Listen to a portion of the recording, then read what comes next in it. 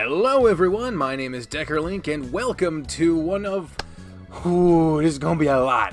There's gonna be a lot of fucking videos in this series because I had a thought. And that's always the first sign that something's about to go wrong, but you know what? Follow me on this thought trail, will ya? I have been playing video games for the vast majority of my life. Not ever since the very beginning. I don't know how that would be physically possible. But I have played games for a long time, but now, as an adult, I've kind of gotten way more casual. I don't have as many games as I used to. I don't play even most of the games that I do have. Pretty much all of the gaming I do, you see on this channel, which is saying something. But that isn't to say that I don't keep up with games, that I don't enjoy games still, and that when I get the opportunity to, I won't enjoy games even still. A bug flew in front of the camera. I hope to God you didn't see that. That's fucking embarrassing. And especially now that I am once again working at a video game store, I need to keep up with video game knowledge of the past and of the present and into the future. And what better way to do that than through videos on YouTube? The most objective and non-opinionated sources possible. And something that always seems to happen near the end of the year is people put out their top 10 favorite games of that year. And they've been doing it for fucking ever. Ever since there's been things, people have been making lists of things. It's inevitable. I was thinking about wanting to do that myself, but you know, I was like, well, I was a little more paying attention this year, so there's probably going to be more esteemed thoughts on that one, or maybe there's just not many games I'm looking forward to this year, or I don't want to do a bunch of fucking research and think about this shit, and so I decided to just not think. What could go wrong with that? And it felt weird to start in 2019 of all years. 2020 is so close, it seems so rounded, it seems so perfect. 2018 was okay because it was, you know, it sounded good, it was an even number. I guess I'm biased against odd numbers, don't at me. So since I didn't want to start in 2019, I figured, where would I start? Let's go all the way fucking back to the beginning. Not to the beginning of video games. God knows the earliest prototypes of Pong from the 50s, not really that interesting to me personally. But I figured I've lived for 24 years. That means there's a default 24 fucking gaming years to pick from. So why not do that? So that's what I'm doing.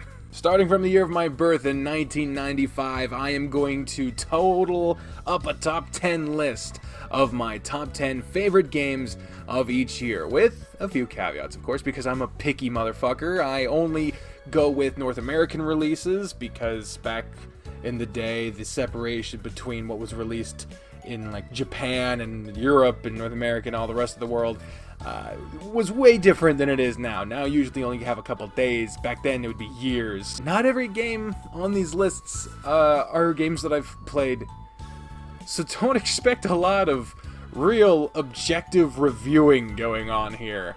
In most cases, the games I have actually played will take precedence, but especially in these early years, there are some games where it was just like, well, you'll find out the criteria it takes to get on these lists. Honestly, the bar is set pretty fucking low. And for any possible new viewers, that's the impression you should get from me from here on out, should you decide to stick around.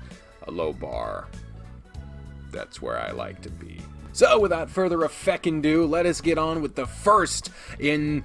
oh god, this is going to take a long time. First in the series of my top 10 favorite games of every year, starting with 1995. Also, for those who have seen my other top 10 or top whatever videos, how things were kind of smooth and the transitions of the footage and whatnot, I can't do that anymore.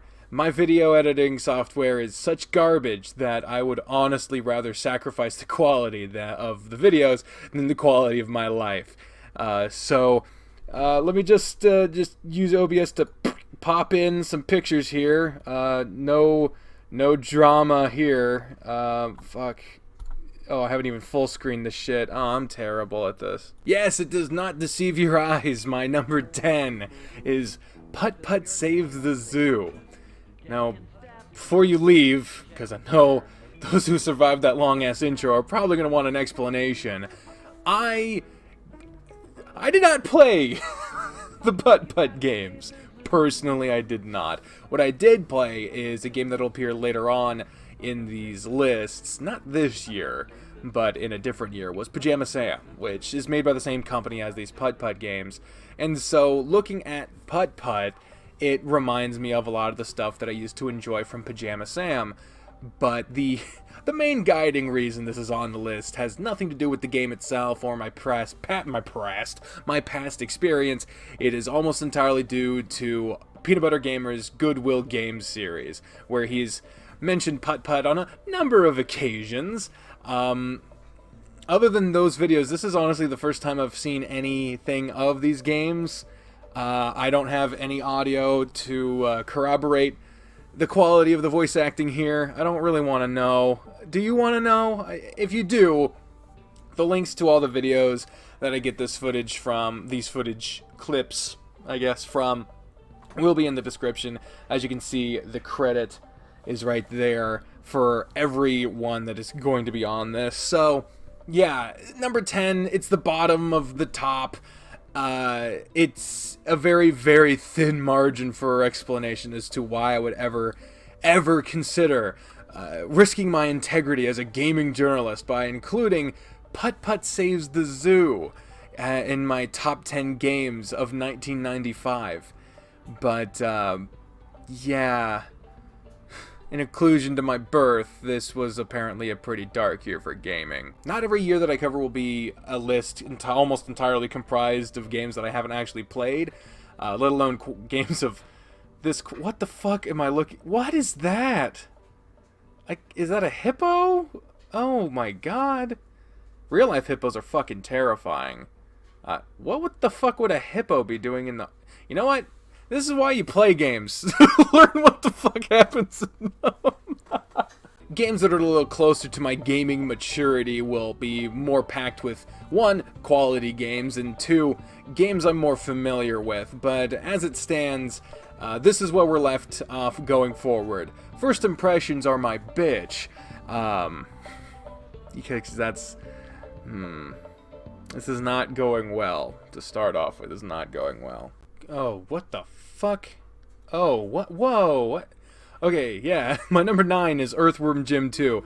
Another game I've never actually played, but, that was a good start. What the fuck was that? Oh, what is this? This looks way worse than what I thought. What the fuck? I don't, is this, can I put this on YouTube? I'm gonna try to find a different part of the game to show. Oh, those fucking cows again. Okay, this actually looks like the fucking game. This, I know him. That's Earthworm Jim. I don't know what the fuck that other stuff was. But anyway, fucking Earthworm Jim 2. As I've said already, I haven't played this game either, but I would be more interested in playing this game, and that's kind of where the ranking for games I haven't played yet are ranked by. Would I actually be interested in playing them? Personally, Putt-Putt Goes to the Zoo, or Saves the Zoo, whatever the shit. Not interested, not high on my bar of interest. But Earthworm Jim, I've heard, is an entertaining series. And again, from YouTube videos, I remember watching Sonic for Hire. And one of the episodes...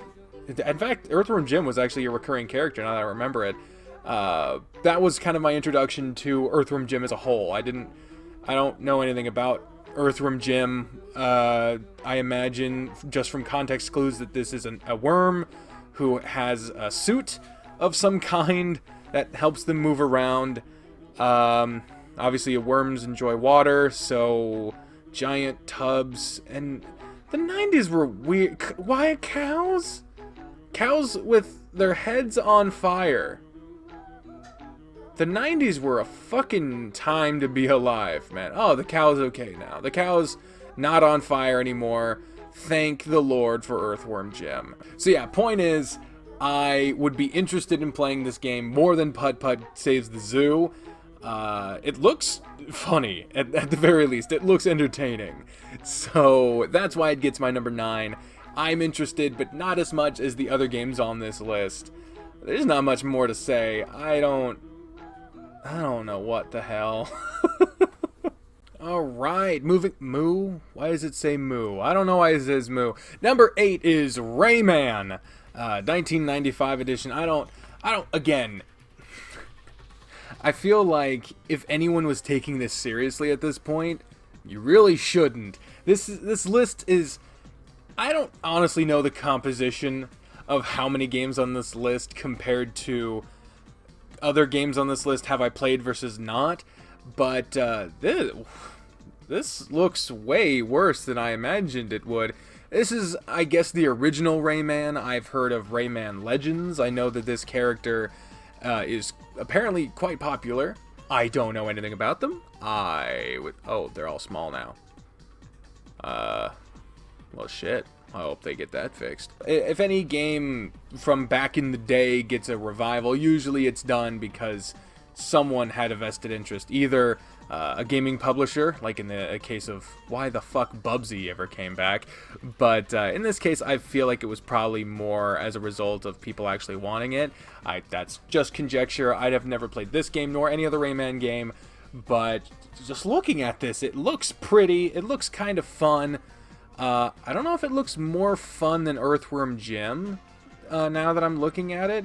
So maybe if I had looked at this prior to filming, I might have put this as number 9 as opposed to Earthworm Jim 2. But yeah, maybe it's just because I'm looking at this spiked ball bit. Let's see a different part.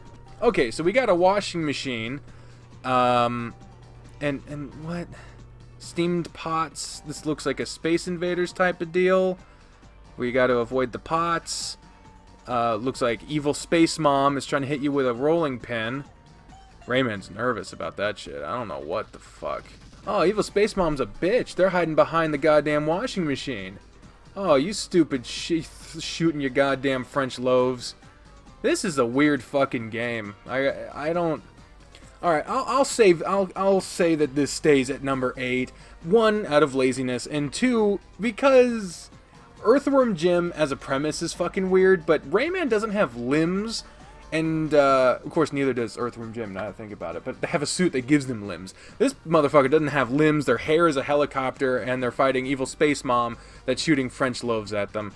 So, you know what, I'm gonna keep this at number 8. I'm interested in this. I would play this. Get me a SNES, or was this on the SNES? What was this on? DOS. Okay, this is on DOS, so I guess I could play this at some point. Maybe I will. I don't even know why I'm bothering to find an interesting looking part of this game, to be honest with you. It's all just fights, which, you know, is kind of unfair to criticize a game called Street Fighter about, but yeah, I guess we'll just go with this. Okay, so number 7 is Street Fighter the Movie the Game. That's not the official title, it's just called Street Fighter the Movie. But I like the idea that a game was adapted into a movie which got a game adaptation. And it's fucking terrible. The animations appear to be in a Mortal Kombat style where it's pictures animated to move around, which... They're trying to get the mental gymnastics down of why, one, a Street Fighter games have always looked amazing, but a Street Fighter game translates into a shitty movie, which translates into a game that looks like Mortal Kombat. Honestly, how the fuck you get your mind around that, I don't know, but either way, the whole reason this game is where it is because I fucking love the idea of a game to movie to game adaptation, because it's like a game of media telephone, and this is what it looks like when you take an amazing series like Street Fighter and you put it through the telephone ringer of adaptations and so many bad creative decisions.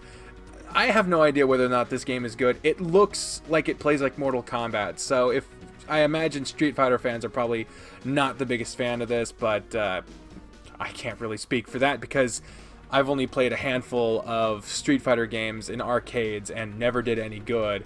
But I always remember the games looking great and feeling great, which was not this. Very much not this. Yeah. Ryu was always known to be a happy, smiley... Oh, so... This is fucking dumb. This whole thing is dumb. I never lose. This game was a loss for humanity. Coming in at number 6 is the original Twisted Metal. You know, for 1995, this looks pretty fucking good. You know, it looks like absolute dog shit today, but, you know, back when, you know, fucking... Oh my... What the fuck was that? Back when 2D pixels were the law of the land, this...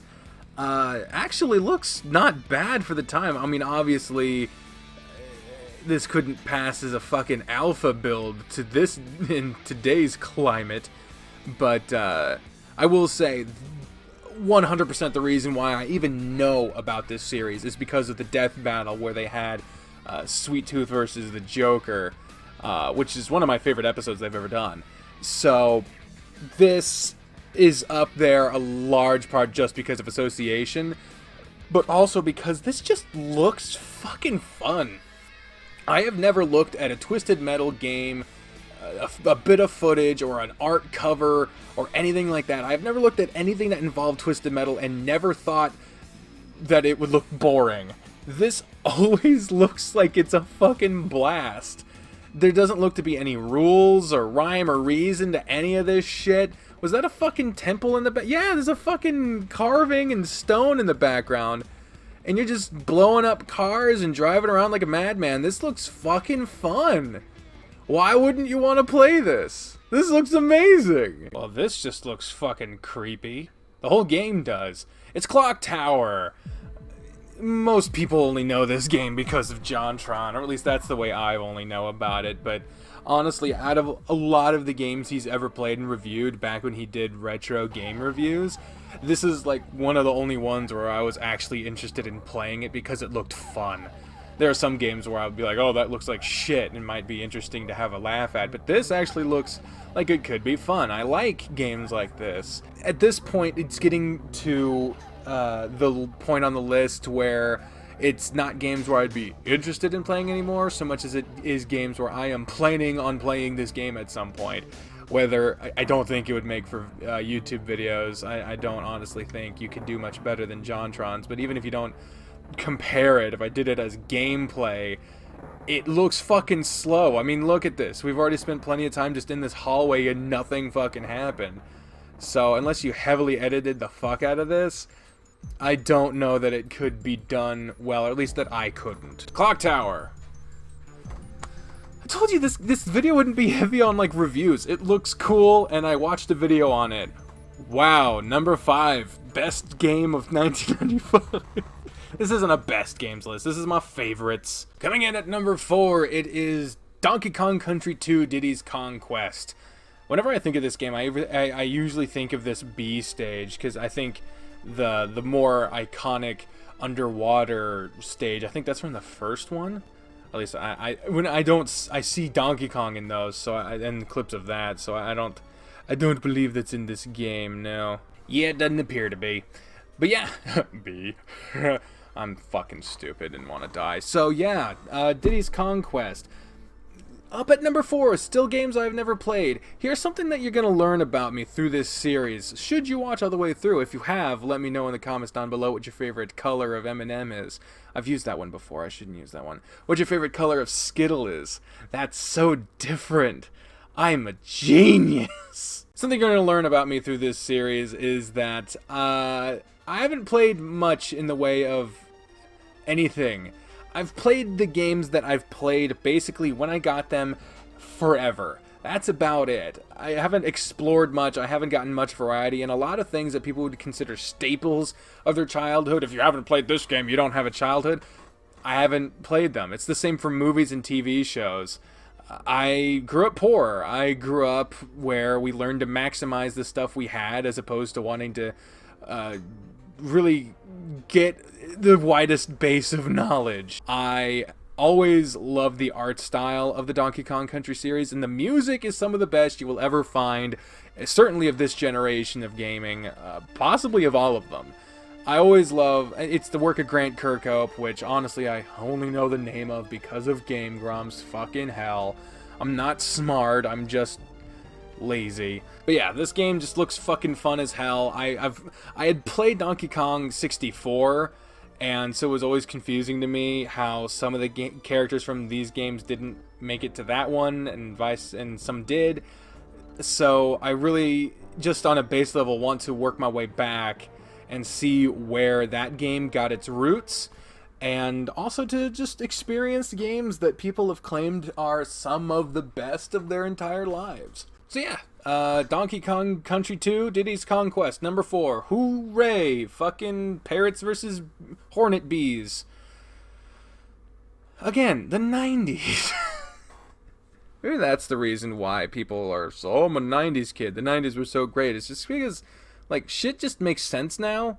And it's always nice to experience a time when it seemed like the entire world was on a fucking acid trip. Oh, here's a big one. Here's a fucking big one for you. Number 3, Chrono Trigger. Technically, I have played this one before. I booted up the opening and then had to stop because I needed to go to the bathroom and then never continued. But this goes to show I really, really wanted to play it because I tried.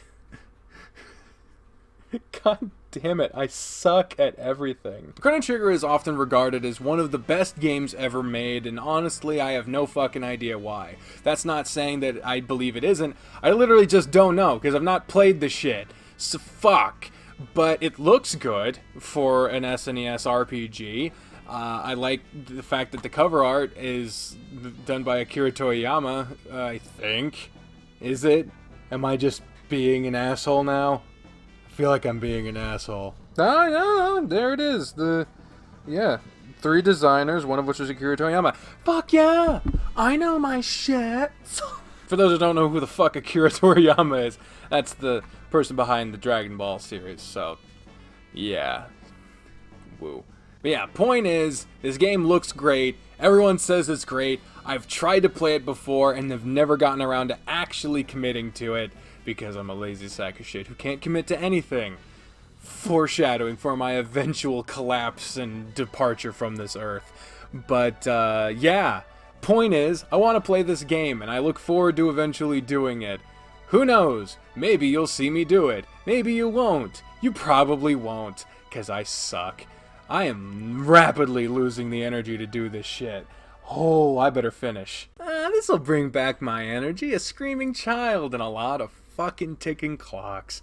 This game isn't stressful at all. Okay, yeah, this... Not stressful. Coming in at number 2 is Super Mario World 2, Yoshi's Island. I actually was surprised to learn, a while back that this was a sequel to, or is this a pre-sequel? Whatever. Prequel sequel to Super Mario World. This obviously doesn't feature an adult Mario, where Super Mario World does, so this is number 2, but it tells a prequel story. Fucking whatever. It's fun. This game looks fun as shit, and again, I have technically played it because I've booted it up and started to play it, and then didn't fucking commit to finishing it past, like, dicking around on the first level a little bit. But, again, really, really love the art style of this game. The music is always a fucking bop to listen to.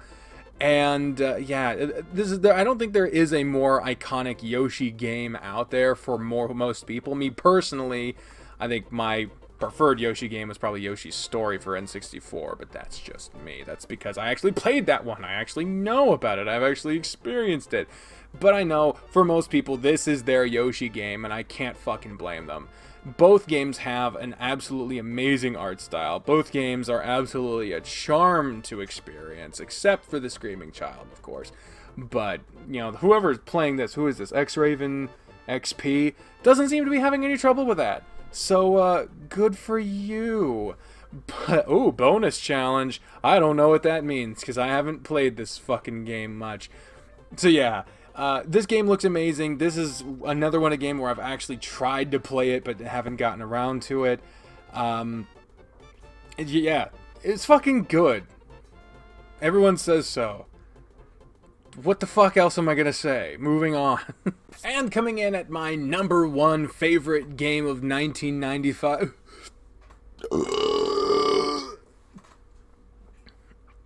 1995 is Earthbound. Holy shit, this game has a following. I honestly cannot fathom exactly what about this game everyone finds the most amazing thing ever. Compared to some of the games on this list, this game looks kind of fucking boring, but the fact is the game itself is fucking amazing. Everyone says it's innovative, the gameplay is fun, the story is fun, the humor is funny, as humor should often be. And of course it inspired Undertale, so a lot of people like it for that.